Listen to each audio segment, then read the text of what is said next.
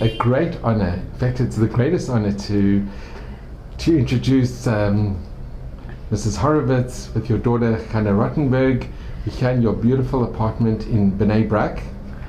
And Mrs. Horowitz, can I ask you, after reading your daughter's just unbelievable book, and after reading what you went through in the Shoah, how you lost your family, how you lost so much, you still retained your emunah. You still remained frum. What kept your emunah? What made you? Hat ein großer Honor, dich zu treffen, und hat gelesen Bücher, und war sehr imponiert, hat gesehen, das verlorene Mischbuche, in alles nach ihm. Und will fragen, was hat dir gehalten, du bist geblieben, fremd und geblieben mit der Minne? Das fragt noch jede eine, eine kleine Meidler, was kommen du mich befragen, 12 Jahre, wie also, ich habe gefühlt, dass meine Eltern stehen hinter mir, und ich kann nicht mit meinem Kopf, noch mit den Schüssen von meinen Eltern, was mein Vater gewesen, eine große Zeit gelernt, das Sache, hat gewusst, das Sache. Und meine Mama war eine intelligente Frau, sie war eine einzige Tochter von einer Bespuche.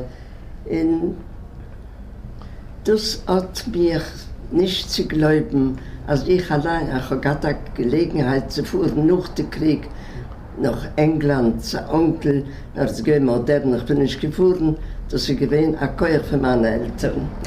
So my mother says that it's interesting, it's a question that she's been asked again and again.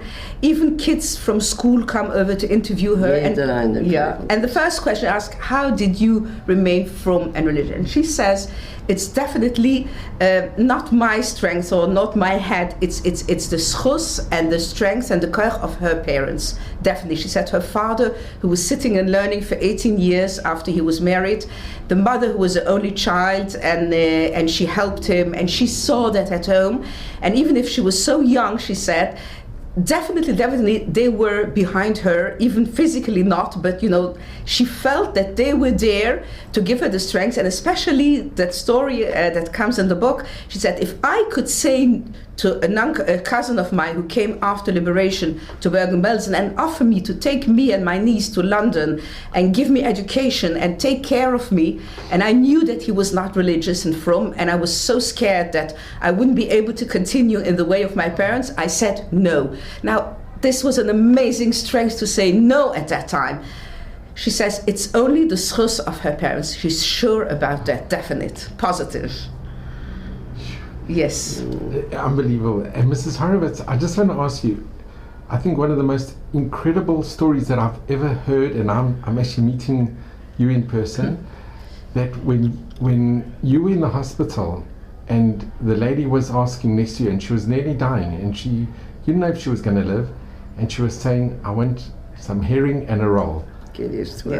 And some incredible miracle that somebody threw over, and you went to pick it up, and it was dafka, a herring and a roll, and instead of eating it, and you were so hungry, and the girls that you were with, where you would always share, you decided, all of you, it was your decision that you have to give it to this lady that you were in the hospital with, because that was like your dying wish. What gave you the strength to do it? And can you just relate the story? Because it's something unimaginable. It's such a heroic thing you did. And if you could just relate what happened. Sucht, dass eine von den Maßes, was hat ihm sehr, sehr imponiert in der Zeit der Kinder, das ist die Maße von der Semmel mit der Hering, was das gegeben zum Alka-Wolf. Kann nicht, fragt sagen kurz, wie soll kann das sein, als ein Mensch, was ist hingerig, und kriegt, manchmal von dem Himmel, kriegt von dem Himmel, als ein Semmel mit einem Stückchen Hering. Und was es gekannt essen oder viele verteilen zu der Chavtes, jeder rein hat gehalten, so in ein Stück Leben.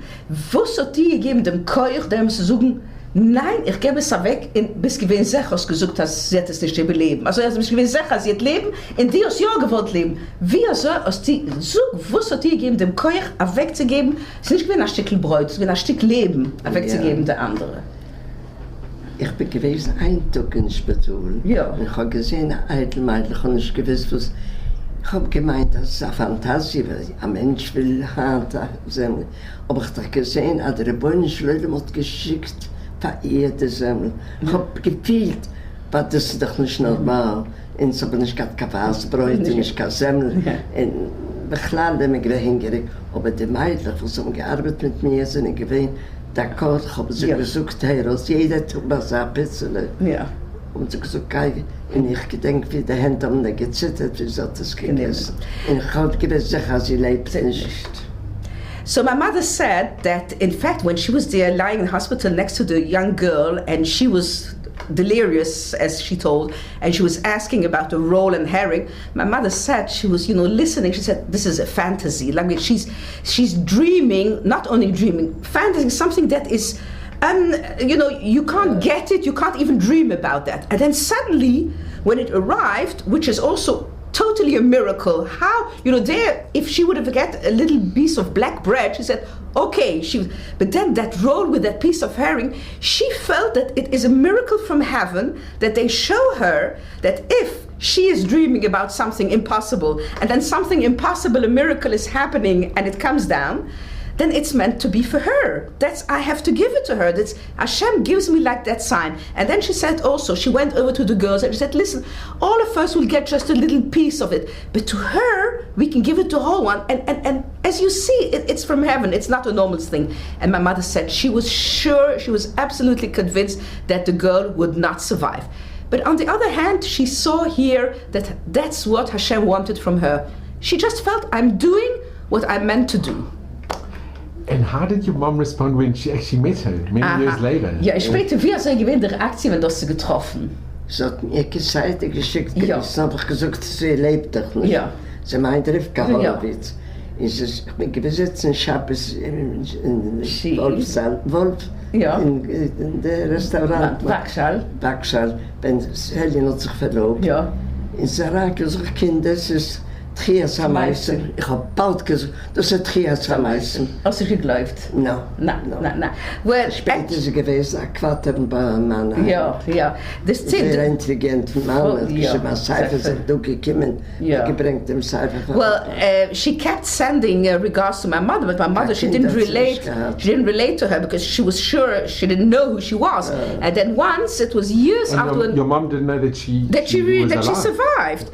So once my mother came, it was at the engagement of my sister, and she walks in, it was my Vakshal, and my mother right away recognized her. It's amazing after so many years. And the first thing that my mother said, it's Trias Amesim, it's impossible, it can't be true. And it, and she said, yes, I'm the one my mother couldn't believe it. And since then they had such a good relationship. I remember I went with my mother every time I came here to Bnei Brak, we went over to visit her. Yeah. And she kept telling me, I'm alive thanks to the roll and the herring of your mom. That means we kept... Yes, they didn't have children, they made Sefer Teure. Rav Wolf, he was in the seminar of Wolf, and we had a very good relationship with her. After that story, years after that, my mother met her. We went to visit her every week. Wow. It's just unbelievable because you had the right to eat it. You didn't know that she was going to live. And it was to sustain your life, but you were prepared to give somebody that you didn't know that was even going to live something that you were entitled to. You had no chiyuv to give it to her. Sagt das, du hast gerade Recht, das zu essen, sie gewinnt da, sie geworfen, keiner ist gewinnt. Also ich kann essen, also ich gemisst weggeben. Sagt du hast gesagt, Koyach, für wann der Koyach wegzugeben für einen Menschen noch ärger. Aber in Lager gewinnt Menschen, Klosenberger, sie sind Menschen, was haben gerade Koyachs, das sind die Koyachs von meinen Eltern. She said, yes, she met, and she heard about the Klosenberger Rebbe, people who were willing to give away, their part. She said, it's my parents. Definitely, what she, whatever she got at home, whatever she saw at home, it came, at the time of trial, it came to expression in that way that she felt at that time she had to give it away to her. Well, you are such a hero. Bist ein Hero, ein größer Hero, sagt er. Größer. Baruch Hashem, Yeladim, יותר טוב. ברוך השם. Now, with regard to... אני הייתי במלחמה, ילדים ברוך השם. Yeah, my mother says she was in the war, but Baruch Hashem, indeed, she gave us such... Baruch Hashem, she has nachas, and everybody goes in the same way. gemacht für Kinder, jeder Buchduschen. The Malka Wolf? Malka Wolf, mit dem Bespuch. She said that this Mrs. Wolf, who she saved, she made a gemach after. She was a very, very special lady, for gemach for people, helping people out. Okay, she said, you know, that's what you get at home. Not everybody reacted, yes, the way my mother reacted, but yeah, she did it. Ms. Horowitz, can I just ask you, you know, you mentioned about your children, and Baruch Hashem, you've got such a beautiful family, an incredible family, Baruch Hashem.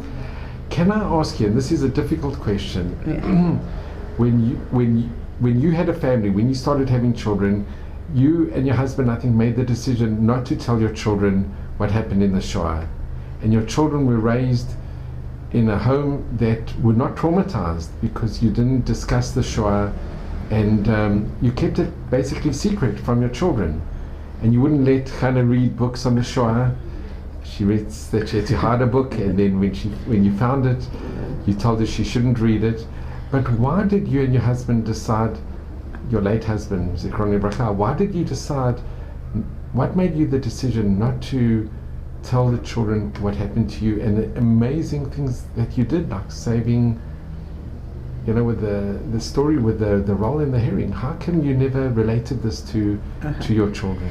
Sagt, dass Baruch Hashem hat das herrliche Bespuche, Kinder mit einiglich, aber sagt, hat gelesen, als takisch, wenn das Rassen geht in die Kinder sind geboren, als zusammen mit Papa sich eine Woche dezidiert, als letzte Zeit sich die Kinder alle Juren. Und sagt, als hat solche Maßes, also wie die Maße von der Semmel, mit der so viel Maßes, aber das gewollt nicht die Zeit der Kinder. Wusste gewesen, fragt bemet, de Keuch in der Raison, de Sibbe verwusst, dass sie dit, zusammen, also zweite dit, mir redt nicht wegen die alle. Wat gewollt, die Kinder so ein normal leben. Wat nicht gehabt, Salba nicht gehabt, Safta nicht gehabt, Tante, meine Chave durch so gewesen. Ist heute nicht gerät.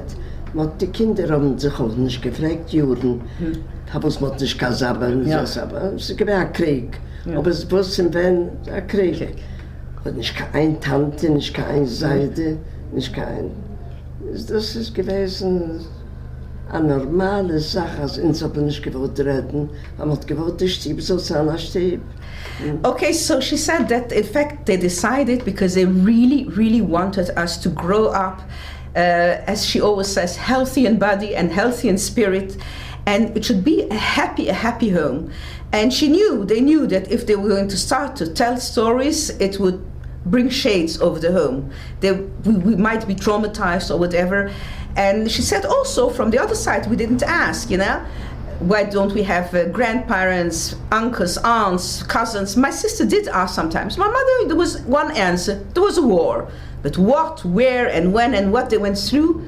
No, definitely for years they decided, close up, you know, they close it, they want us, and really I can say and I can witness, it's unbelievable, without even knowing, without remembering, in fact, what kind, they didn't have youth years, and there were no psychologists, no social workers around.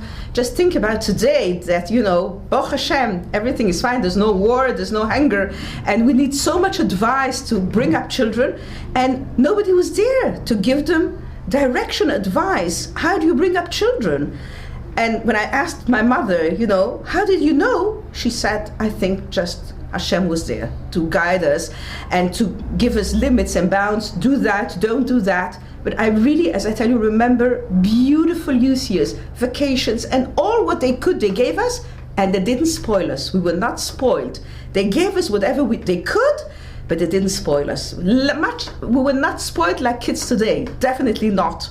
And on the other hand, we had happy years. I'm telling you, there was a happy house with singing and music and trip and going out, and they gave us independency. Yes, we played the piano, my brother played the violin. Whatever we could, we did. And that's what they wanted. They wanted to see us happy, getting married and raising children. And that's why for years they wouldn't tell anything about their experiences. Yeah. So, can I just mention, in the people that I've met from Antwerp, so this is the story of many of the families, that the children, very similar to your story. Sagt, dass hat geredet mit der Sache von Antwerpen, mit der Sache in Antwerpen, warum nicht gezahlte Kinder. Das ist gewesen, ja. It was like quite normal. Yes, that in Antwerp. Yes. It's interesting, she said, that it's common to the Antwerp community that most of them, I would say, and even those who told, we didn't say. Yes. We had a beautiful school, we had everything. We had a good organization, we went on Shabbos and Sunday afternoon, we had activities. And yes, most of the people in the community did not share with their children, and they were all Holocaust survivors in Antwerp, yes. Well, Mrs. Horowitz, you succeeded because you raised an amazing, incredible, healthy and unbelievable family. Bli einer ha sagt das gaat das Christ das homa so Kinder eigentlich and great grandchildren bli einer ha indeed. Woche schön mit so big schos mehr shamayim. And I think Kol Boker an idee bunschleuden tadaraba Balayla baboke. Yeah.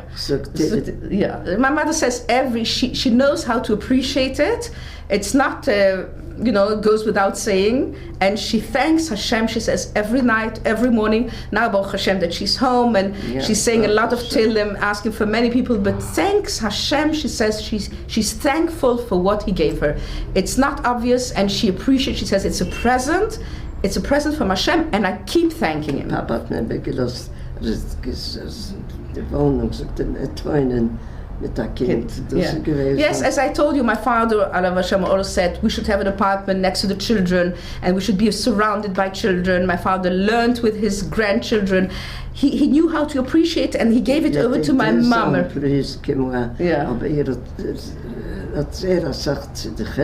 Yeah, my father also, he was alone, but he invested a lot in chinuch of the children, not only of the children, also of all the community in Antwerp. He made a lot for chinuch in Antwerp.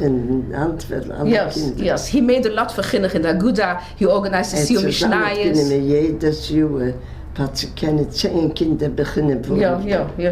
He organized camps, and children who couldn't afford the camps, he organized the money for them. They should have like a religious atmosphere, and in vacation he invested a lot in chinuch. He said that's the future, and we have to invest in the future. They put aside whatever they went over, and with their eyes was with the future generation, children, and the community. So Horowitz, I just want to mention something. Yes. You mentioned a lot, it's the schut of your parents. But I personally, after reading your daughter's unbelievable book, I think a lot is also your schut. What gave you the strength, to when you were taken to the ghetto and your Abba said, "Oi, I don't have my Gemara," that you risked your life to go back to the home to fetch the Gemara when it was so dangerous? What gave you the strength to do that? Sucht, dass das alles das Schiss von den Eltern, aber hat es gelesen, Büchlein, kennt alle Maße. Sucht, will zurückgehen zu den Maße in der Ghetto, wenn die sich eingeschätzt leben, zu gehen bringen die Gemurre von der Tate. Wie soll aus die gehabt der Courage? Was hat dir gegeben? Ich bin ein Jungmein, noch gewiss, weil mein Vater sitzt und lernt in der Zeifer.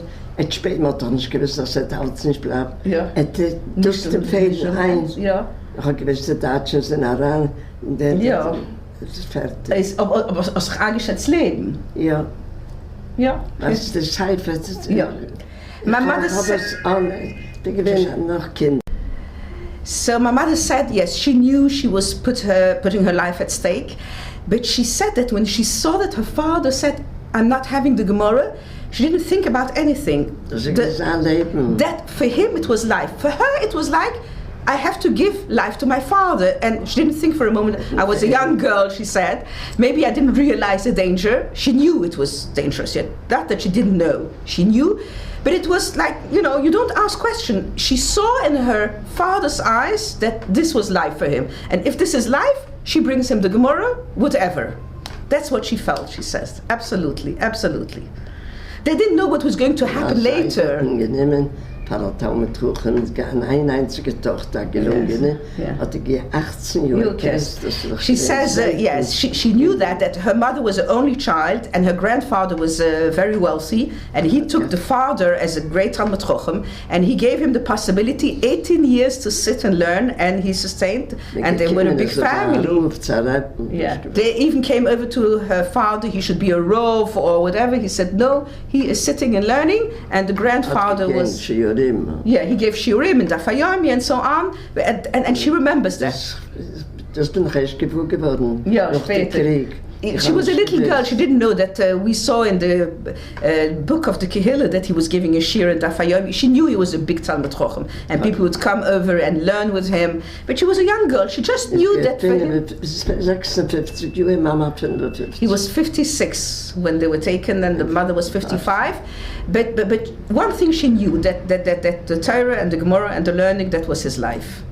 This she realized very quickly since she was a little girl.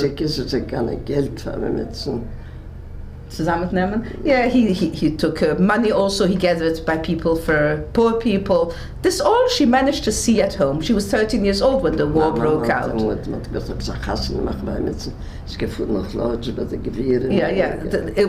a lot of chesed at home. Her mother helped people to get married, and this she remembers as a little girl before the war broke out, definitely. Yeah. And Ms. Horowitz, I think everybody would like to ask you, what message could you give to this generation and to the next generations? Jetzt sagt dusse de Schale, was jeder eine fragt dich bei der Ende. Wusste der Message, was du kannst geben, die Kinder, der Einiglich, zu der ganzen nächste Generation, etwas hat's mitgemacht, also viel wusste da Message, was du willst eben geben. Zu geben ist, mal danken Eibischen, als alle Kinder gehen den Weg. Jetzt mit Corona, halbach uns zu klären, was denn sie gemacht haben, so nicht reden, gar nicht hören. Inse noch, du hast Sach, was mit dit nicht richtig, und ich wird das nicht gewesen. In der Geihand kläre ich mehr in den Krieg, wie ich habe geklärt. Ich habe weinige geklärt, noch alles. Aber jetzt, als der Corona ist, noch danken ein bisschen jeden Früh, jeden auf der Nacht, aber etwas ist bei uns wrong. Okay, so my mother said that first of all, she wants to thank Hashem that she was Zeicha to children, grandchildren, great-grandchildren who continue in the ways of her parents, which is a big present, and especially maybe actual for the time now. She said that she didn't think a lot about the war the whole time, but now in this Corona situation, she said, we all are with masks. Hashem wants from us something, so she thinks, he's sending us messages, so let's think, why all these things happen? So we wear masks, so we should be careful not speaking Lashon Hara, and all kind of things that we should better ourselves. She thinks we should really, there are a lot of things that we have to think about it and better our ways.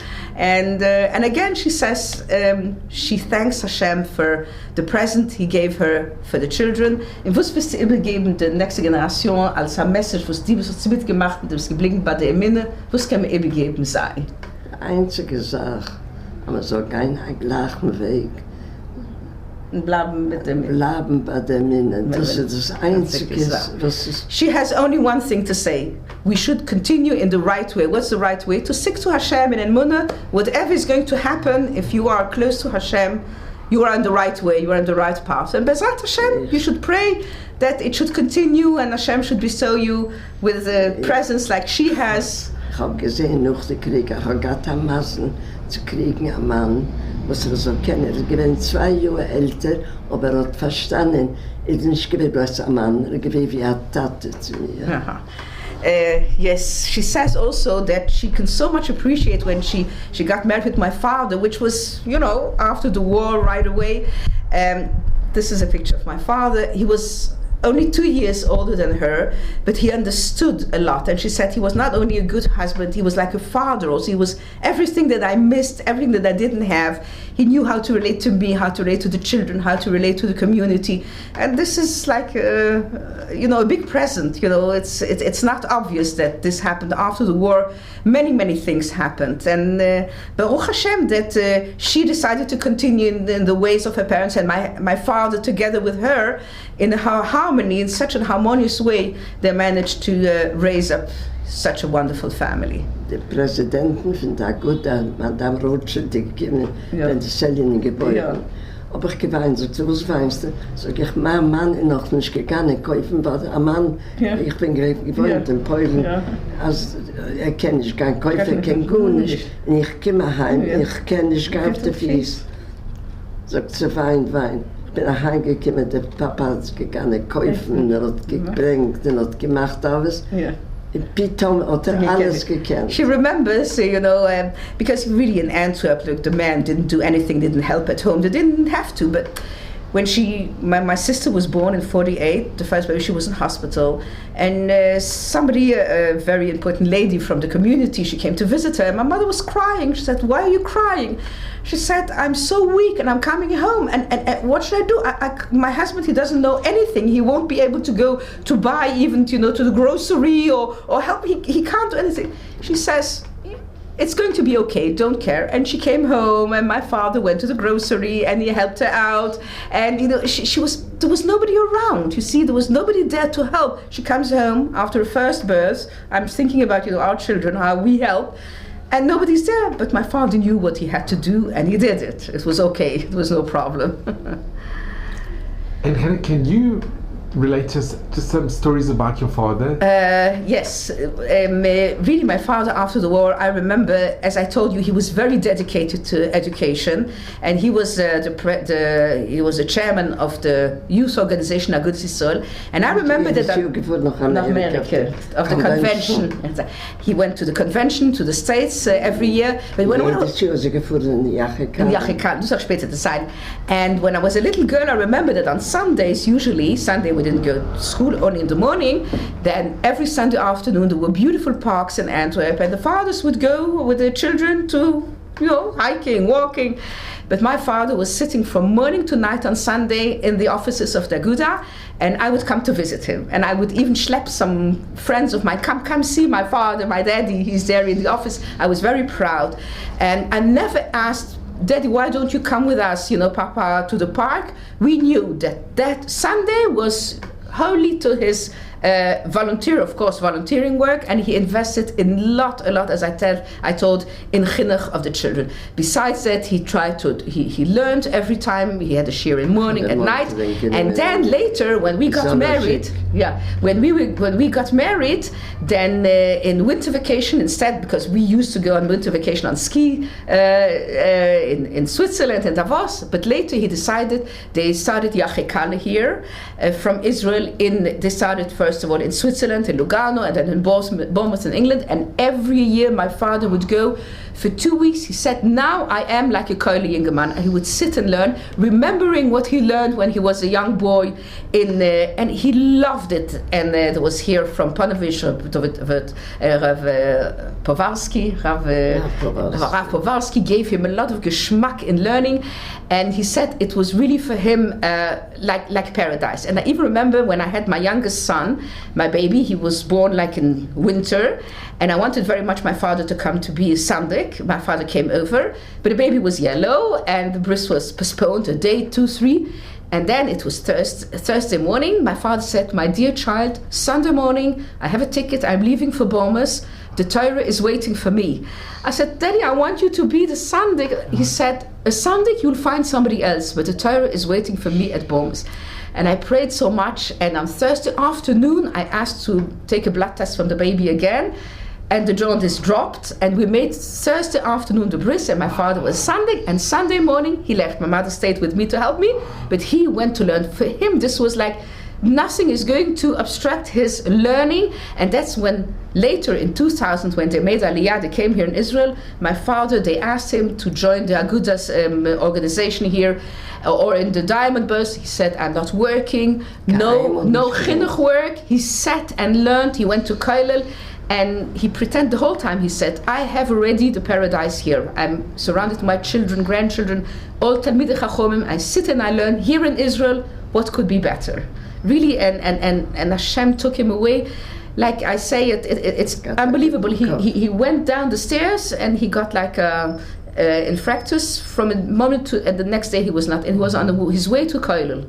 The day before he was sitting and learning French. Yes, at night, even the night before, he had Chavrusa and he was learning, and that's how he would have dreamt, and also it's very interesting. Like it was less than a month before he passed away. It was Simchas Torah, and on Matzah Simchas Torah there were like hakafot shniyot in the shtibel, where he in the Ger shtibel, and suddenly he rolled up his sleeve and he put up his arm with a number that was tattooed, and he sang 161230, the number, and people gathered around and he said, listen, when you go to another country, you need a visa, yes? When you want to go into paradise, you need a visa. He said, this is my visa, the number on my hand. And it was so not him, to say, but it was a month before he passed away. He said, this is my visa. A number, I was in Auschwitz and I remained religious, and I'm sitting and learning. This certainly will open for me the gates to paradise. In Auschwitz had it the Yes. Also, my mother reminds that the first time they were in Poland, in the 80s, they were in Poland in order to save all the cemeteries over there. So he came to Auschwitz and he gave testimony. It was the first time. We didn't even know he was in Auschwitz. And I found, when I was in the archives of Auschwitz, I found his testimony in Polish, signed with his handwriting. I saw him signing. They gave it over to me, and I had it translated. That was the first testimony that he gave. And at that time, I remember he sat there, why don't you mention that there were Jews over here? It was in the 80s in the communism. And since then, we, as I told you, we went back to Poland with the parents, and then I went back again to Poland. But always my father was the type of doing whatever we could do, not just like, bad memories or whatever. No, he always saw the half full cup, always. Always he spoke about the half full cup, never about the half empty cup. He always was optimistic, and he was do something about it. That's what he gave over to the children also, I think, this message of working for the community. Can we have a picture with your Abba with the Yes. Yes. I'll show you the picture. This is a picture my father with the Ger Rebbe. He was, it was at the wedding of one of the grandchildren. The Ger Rebbe came. Yes. Yeah. And you want to stop just a second? Okay. So now, okay, we're going to make around a little bit. You want to film, and I will show you. I just want to thank you. I want to thank you both so much. Yes. There are really no words. There really are no words. Really, from the bottom of my heart, just to meet you, just to be in your home, it's such a schut. It really is, and I'm so grateful. And Ms. Horowitz, you are such a hero to the whole of Am Yisrael. Yes. We can all look at you and just think what you went through, and you remain so smiling and positive. Ich kann willen sagen, als dankt er, is een grote heroïne. She says that she wants to thank you for making such a fantastic holy work. Fantastic. It's very kind of you. All the very best, and should be gesund at Meives Stream in Mazel Brocha and all of Hashem's blessings. Amen, amen. Amen, amen. Okay, so we'll make a little round. Hello, so this is my sister, Tzili Eitan. She lives here on top of my mother, which is a blessing that they live together. She's a psychologist and a family counselor. And as I said, I heard that a lot of second generation of Holocaust survivors, they went to be counselors, psychologists to help, the community. And she's very, very matzliach. And I'm going to tell you why. Yes. There's a good reason, because we were brought up in a generation after the war. We didn't speak, we didn't know anything. And when we grew up, we said, why? What is it? Is it good? Is it bad? The psychologist said it's bad, you have to speak with children. But we were brought up in the best way could be. And then all of us said, well, there is another psychology, there is another way to think. There is not only one way. Speak and talk and say everything. You have to know when to say and what to say at which age. And I think this we found out. Ah, you're right. I really think you're right. Indeed, yeah. I also think that, can you imagine that the parents would have told us everything? We would be traumatized. We would be traumatized. Absolutely. When it's such a wonderful youth, we were happy, we're going out, we didn't think about it. She made even more than me. She had fantastic ideas. She made a camp in France, going from one town to the other. Don't forget, no cell phones, we never knew where she was. She sent us a postcard. It came 2 weeks after she was already home. But what is wonderful, the parents, letters. My father and my mother encouraged you. They encouraged us. I will let my children what they let me do. Let us do. We went out with friends over here. Learn, study, wherever. Go, and I always say they gave us a lot of, how do you say, self-confidence. Self-confidence, and also they believed in us that we wouldn't make stupid things, and we felt that we can't disappoint them. Yeah, is that that's right? Yeah. Yes. We felt we couldn't disappoint them. We had a lot of opportunities to make all kind of stupid things. Nobody was after us. I tell you, no cell phones. Where you going? Didn't know the language. We could talk and they didn't really understand. Sometimes we could do a lot of things. We could. We had the possibility, like technically. We knew that they believe in us. They give us confidence. So we can't disappoint. We have to prove that we are. Yes, definitely, absolutely. I say Halavai, Hashem should hear that we could educate our children and grandchildren the way we were educated, with all the social workers and the psychologists around, and with all the counseling around. Yeah, definitely. Yes. Ms. Horowitz, you must be so proud. You must be so incredibly proud. Sure. You did a wonderful job. You and your husband. Yeah. Wait to forget with the doctor.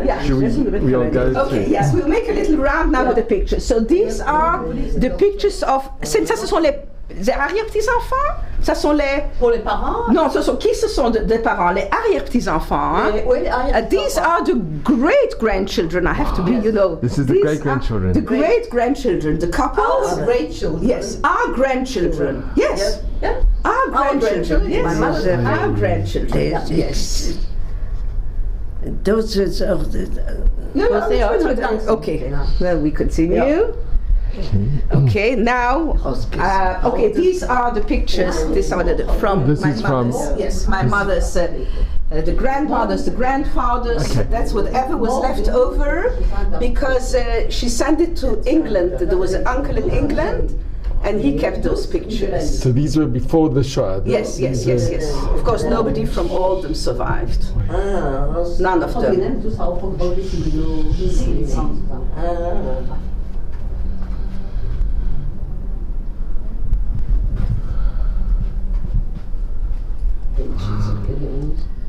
And no one survived from these pictures? No. And this is one picture here from this one. This one is a picture of, just a second, let me come here. This is my father's father and my father's brother. On the Shabbos that he was being appointed to be a Rav, there was a guy over there, he took the picture, and we got the picture from the family. This is also my father's brother. So, and it's very interesting that this very Shabbos, we got a testimony from Rav Lau's brother, Naftali Lavi. As a young boy, he was there that Shabbos with his father, and he told us about this event. He was there. Kind of the picture above? This is the Gera Rebbe. My father was connected to the Imre Emes. And they had a kesher. Yes, my father, no. Yes, before the war he went to Rebbe. He was saved in the war. And my father, yes, my father went to Ger as a young boy. Yeah, this is the Rebbe later, the Pnei Menachem, the Ger Rebbe. Okay. Dans la cuisine. Ouais, d'abord je vais montrer, j'ai pas parlé de Mottel, mais il n'y a pas de photo de, just a second, il n'y a pas de photo de Mottel. Je prends la petite photo. La petite photo, oui. Attends, je bring I thought his middles in. My mother loves pictures, so wherever you go, you And this picture over here? This one is my mother's sisters when she got married. Here are sisters, her aunt. She was married with a son of a Rebbe, Alexander. And this is my grandmother. This one? Yes. And have any survived? No, no one in this picture. She was 1 out of 12, and she's the only survivor. Yes, she and her niece. And a niece. Yeah. She was number 9. No. You see the results of the destruction, of the decimation. And then now, this I didn't mention, but now I would like to tell also. This is the wall of my brother, Oliver Shalom. I didn't tell that I had a brother. In between my sister and me, there was a brother, and he was the only son. That's a picture when he was a little boy. His name was Mottel, and he got married here in Israel, and he was 26 years old. He contracted leukemia, and 2 years later he passed away. And he left 3 little children, and this was such a tragedy. And I can't just tell you, my parents at that time, the way they reacted. My father, I remember when he said Shiva, he said, I had no questions in Auschwitz, Hashem, to you.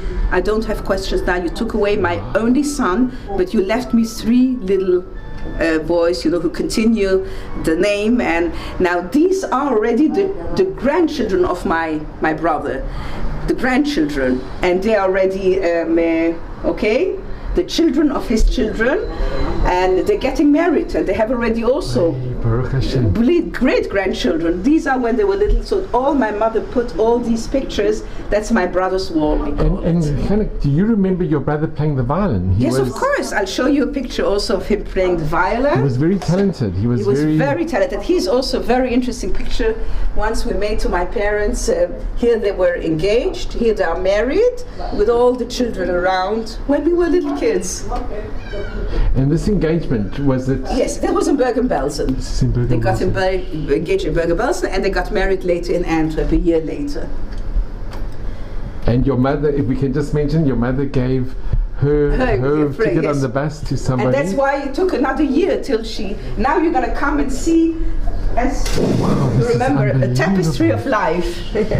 All over. Whenever I come, my mother wants to glue some more pictures of children, beautiful. Grandchildren, great-grandchildren, great-great-grandchildren. It's so beautiful. Yes. So here you have a picture of my brother playing the violin. There are a lot of pictures here from the past. My sister playing the piano. I also played the piano. My brother skiing. Here we are on the ice in Switzerland. And here you see all the pictures. And in this picture, this is after my brother passed away. Those 3 little children, they came to Antwerp. They took my sister-in-law. Here is my brother at my wedding. Here. He was a Ger Chassid. Here you can see him. And these are the children who are married, already marrying children and having already grandchildren also. And so just you can see here. Incredibly special. Yes. See here. This is Mrs. Pearl Banish from To Vanquish the Dragon. She was like an aunt to us, very close. She's my mother. At one of my simchas, she was here. We were very, very close to her, Mrs. Pearl Banish.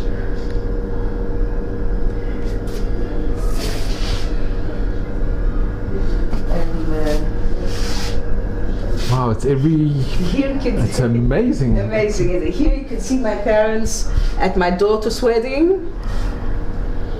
She's already a grandmother now, but that was at the wedding. And this is very interesting. This sweet little boy, here you see him, it's just now before they cut his hair, and here after. He is the only great-grandson named Sholem David Horowitz, after my father. That means because he's from my brother's, yes, Horowitz. So he is a Sholem David Horowitz.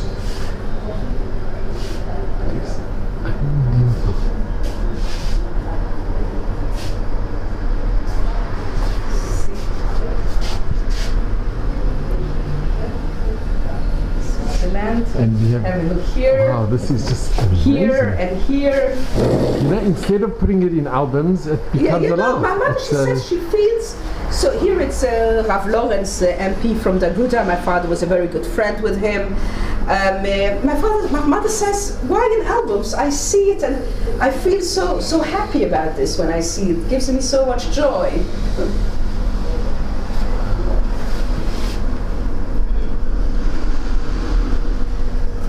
This is a very nice picture here. There was Achnosa Sefer Torah. All three of them were in Auschwitz together, my father and two friends, and they gave a Sefer Torah to the college Shtibel, and they were in tears, all three of them. They survived and they were having the zchus to bring in the Sefer Torah. This is my mother after liberation with her niece that survived, both of them from the whole family, the only one that survived. And Chana, this picture over here? Here my father met, that was the mayor of Bnei Brak with people from the army that came to visit. You know, he had a lot of connections, my father. And this is also a very interesting picture. That was 50 years to my parents' wedding. So that was at the time. 50th anniversary? Yes, 50th anniversary of their wedding. Here also pictures from here. You know, this is a happy family. Happy family, yes. So also here pictures from before and after weddings. All kind of pictures. Here with Rav Shach, my father. Here with the Gerer Rebbe again. Did your father ever learn in Panovich? No, but he was in Yachikale of Panovich. But when he came here, I'm sure you went to visit? Yes, they were very much in contact, very much. Yes, definitely. And here you have my sister, my older sister with all the children. This you saw already by me. I saw it like it. And that's my younger sister family. This must give your mom such nachas. That's why she wants. Whenever I come, I have to hang more pictures. This is for her, and she wants it in the kitchen because I'm in the kitchen and I'm working and I want to see it. Okay. She loved it so much. When I was in Poland, I brought it from Zakopane. It's like a little town in southern Poland, also where they make ski and so on. And just this wall, I want to show you more. Just a second. These are the grandchildren, and here I want to show my brother's sons. 1, 2, and 3. These are the 3 sons of my brother, and these are my children and my sister's children at their weddings. Absolutely unbelievable.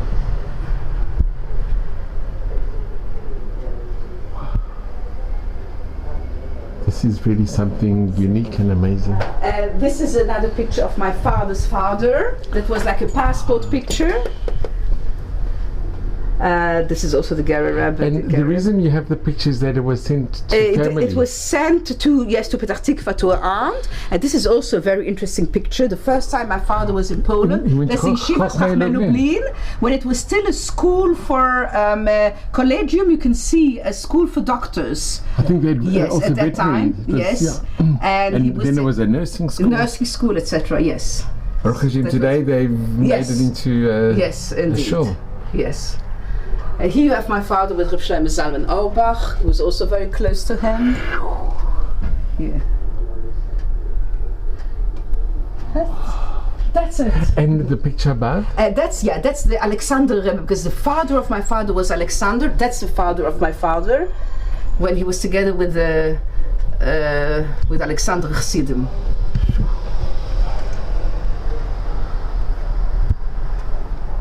So. That's it. And these are your grandchildren, whatever, we have no room anymore. So. But these are your Abba's Sforim. Yes, my father's Sforim. Yes. We made him a room here. He was sitting and learning with Chavrosas. That's his Sforim. Yes. And these pictures? Yes, this is my father's sister. This is also my father's sister and a sister-in-law and sisters. All pictures that were sent here to Israel, and that's how they Okay, and you're very tender, but what is... This is in Flemish. My father got like how do you say that he got like a recognition. Yes, he was in the Beurs, in the diamond Beurs, and that he was, so like an honor from the King of Belgium. From the King of Belgium. Yes. And you know what's interesting? Yes. That this one isn't even framed. Most families, this would be the biggest frame. But the family is the biggest frame. It's just by the way. It's just by the way. Mm-hmm. So that's it. And when we have no room, then we stick on the door even more magnets. Yes. Oh, this is really something so special. That's it. So I just want to thank you for letting me come into your home, and this is so beautiful. The truth is, it's a museum here. Yes, first it's a living museum. Yes, it's actually. We thought that he would interview my mom when she would come to me, and then I said, no, you know what? In her house. In her house. You've got a very beautiful home, and you can just see the happy. You can feel it here. You can feel it.